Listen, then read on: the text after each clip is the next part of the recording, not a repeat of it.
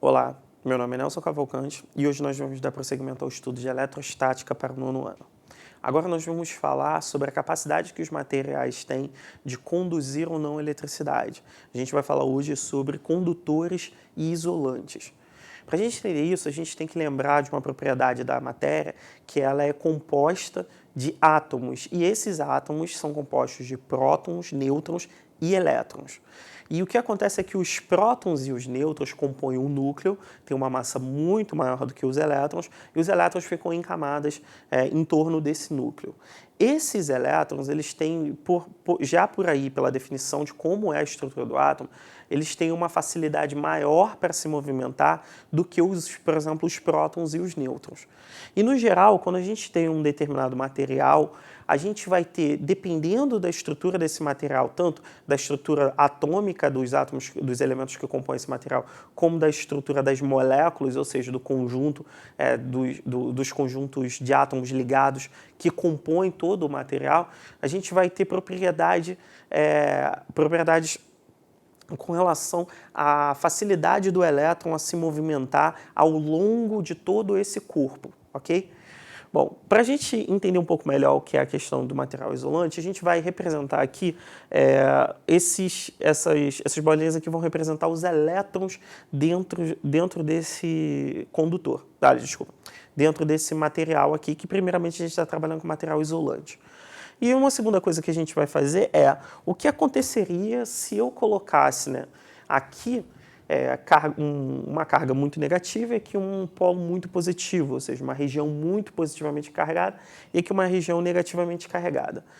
Quando eu coloco aqui embaixo, como referência, uma região negativa e aqui em cima uma região positiva, a gente sabe que pela atração eletrostática, esses elétrons vão ser atraídos pela força eletrostática, esses elétrons vão ser atraídos pela parte positiva, ao mesmo tempo que vão ser repelidos pela parte negativa. Ou seja, eles vão sentir uma força para cima que vai tentar fazer eles se moverem para cima. Porém, dependendo da estrutura do material, que a gente não vai entrar nos detalhes, esses elétrons eles podem estar bastante presos nessas moléculas, ou seja, eles podem ter uma movimentação muito restrita dentro dessas moléculas, por consequência também muito restrita dentro desse material. Isso faz com que os elétrons tenham uma dificuldade muito grande de se mover aqui por dentro desse material. Por isso, não vai ter fluxo aqui dessas cargas elétricas negativas, dos elétrons através do material. Ou seja, eu não vou ter uma corrente elétrica. Então é comum a gente chamar esse tipo de material de um material isolante. Só que aqui é importante a gente falar sobre um detalhe com relação a esse tipo de nome. Quando a gente fala que um material é isolante, dá a ideia de que esse material ele simplesmente impede toda e qualquer passagem de corrente elétrica. Isso não é verdade. Se eu colocar essa região aqui sendo suficientemente negativa, ou seja, se eu colocar essa região aqui bastante negativa, esse polo aqui bastante negativo, enquanto eu também, ao mesmo tempo, aumento bastante essa positividade daqui de cima, ou seja, eu faço com que tanto a parte negativa faça uma repulsão muito alta, como a parte positiva faça uma atração muito alta sobre os elétrons, eu posso sim acabar forçando uma passagem de corrente elétrica por dentro desse material. Ou seja, eu posso forçar que esses elétrons fluam por dentro desse material, então, de uma certa forma, você vai fazer com que esse material conduza essa corrente elétrica.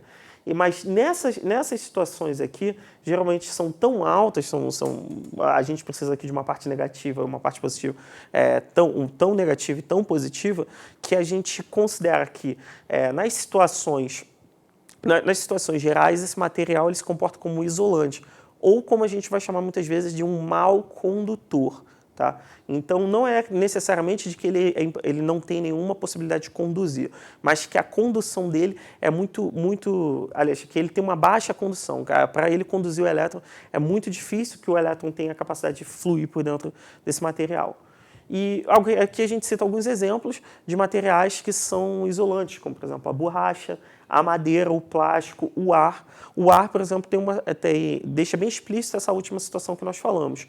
O ar não conduz eletricidade bem, Porém, dependendo da diferença dessa parte positiva e a parte negativa, você pode ter um salto, uma corrente passando por dentro do ar, que é, por exemplo, o que acontece quando você aproxima dois polos positivos e negativos de um fio e quando você chega a uma determinada proximidade, essa diferença é tão grande que você vê um salto de corrente elétrica ali por dentro do material que até então a gente consideraria como um mau condutor, ok? Bom, agora, na hora da gente falar um pouco sobre os materiais condutores, a gente também vai ter que analisar como é que se comportam os elétrons dentro desses materiais. Então, aqui eu tenho a mesma situação, também ligado para uma barra, uma carga positiva e uma negativa.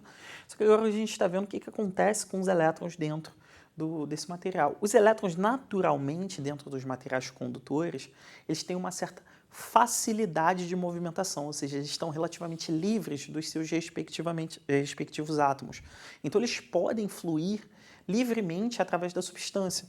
E é isso que acontece. Isso que também dá várias propriedades de alguns materiais, vocês vão ver isso com mais calma em química, mas aqui o que vai interessar para a gente é que se esses elétrons têm vários graus de liberdade, quando eu aproximar eles, né, conectar eles numa região de cargas muito positivas e aqui uma região com cargas negativas, né, no caso um excesso de elétrons aqui embaixo e uma deficiência de elétron aqui em cima, esses elétrons vão querer ocupar o espaço aqui de baixo. Isso vai ocorrer porque esses elétrons dentro do material estão fluindo com uma certa facilidade.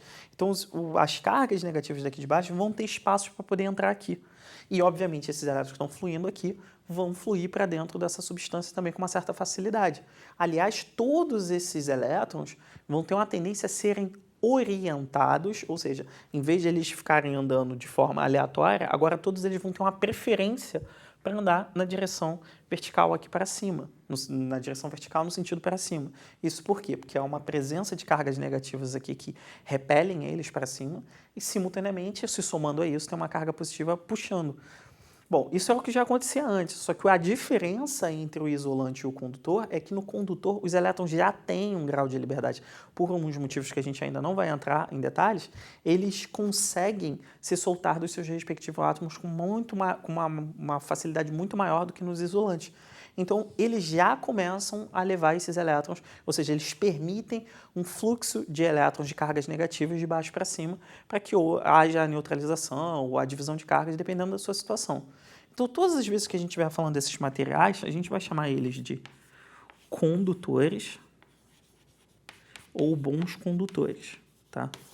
Bons condutores são esses materiais que permitem esse tipo de fluidez de carga. Aqui eu botei mais alguns exemplos.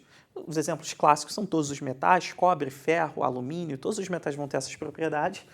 Eu coloquei mais dois casos bem específicos que vão ser importantes. Mais para frente, quando vocês estiverem aprendendo em química, vocês vão entender um pouco melhor. Mas é os líquidos com íons, tá? E os gases com íons. Isso é importante porque a água, como já é sabido no conhecimento mais popular, a água ela tem essa capacidade de conduzir eletricidade. Mas tem um detalhe importante que a boa condução da eletricidade pela água é devido aos íons que há na água. Íons são os materiais, são as substâncias que estão dissolvidas na água, como os sais minerais. Toda água potável ela tem uma boa quantidade de sais minerais dissolvidos. E esses sais sempre são separados, dissolvidos na água, em forma de cargas positivas e cargas negativas, que têm um ótimo grau de liberdade dentro da água. Então, quando você coloca fios, condutores elétricos, cargas, aqui elas têm facilidades de induzir a corrente de cargas por dentro desse líquido, exatamente porque esse líquido já oferece uma liberdade, já oferece um alto grau de liberdade para essas cargas que estão dissolvidas. Mesma coisa acontece com gases, tá? Então, toda vez que a gente falar de um bom condutor, a gente vai lembrar da água como uma água potável. A água pura, a água destilada, ela não é um bom condutor de eletricidade, como a maioria das pessoas deve achar. A água potável, a água que a gente bebe, a água mineral, ela já tem íons dissolvidos, e são esses íons, né, aqui tanto na água quanto nos gases, que vão conduzir essa eletricidade através desses materiais. Então, isso que vai ser para a gente um material condutor, um bom condutor, ok? Bom, agora uma outra definição muito importante, principalmente porque nós estamos sempre falando sobre cargas, materiais carregados ou não carregados com uma quantidade de carga, é definir exatamente a unidade de quantidade de carga que a gente vai trabalhar a partir de agora. A definição da unidade de carga que a gente vai utilizar é o Coulomb, tá? O Coulomb ele é definido através de outras unidades de experimentações elétricas, de experimentações de problemas com elétrica que a gente não vai analisar agora. Então a gente vai fazer uma definição de Coulomb um pouco mais instintiva, através de uma coisa que nós já conversamos. A gente vai definir que 1 Coulomb é a carga de 6,24 vezes 10 elevado a 18 elétrons.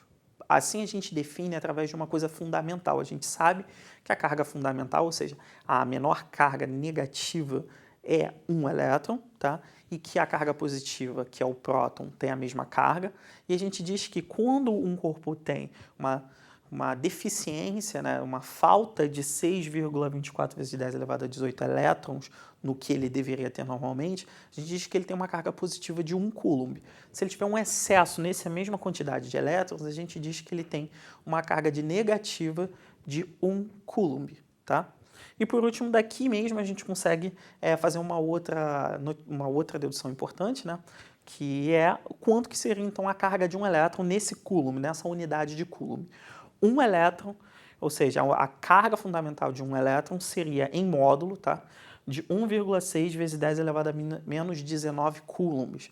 Esse 10 a menos 19, como a gente lembra em notação científica, que indica que esse número aqui é um número muito pequeno, que é o esperado quando a gente está falando da carga de uma partícula subatômica, uma partícula muito pequena, ok?